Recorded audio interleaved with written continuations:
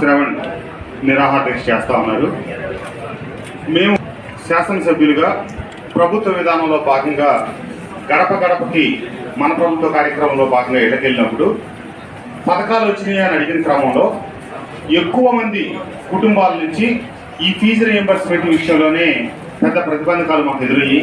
మాకు సక్రమంగా పడలేదని, సకాలంలో రాలేదని, మధ్యలో కొంత సందర్భాల్లో అసలు పడలేదని, విద్యా దీవెన, వసతి దీవెన విషయంలో ప్రభుత్వానికి,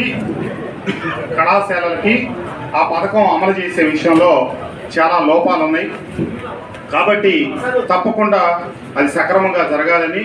పిల్లల భవిష్యత్తు కోసం వారికి ఆ కుటుంబాలకి ఏమైతే మనం చెప్తా ఉన్నాం, అమ్మఒడి ఇస్తున్నాం, చేయూత ఇస్తున్నాం, ఆసరా ఇస్తున్నాం, లేదా ఫీజు రియంబర్స్మెంట్ ఇస్తున్నామని అది సక్రమంగా అమలు జరిగినందువల్ల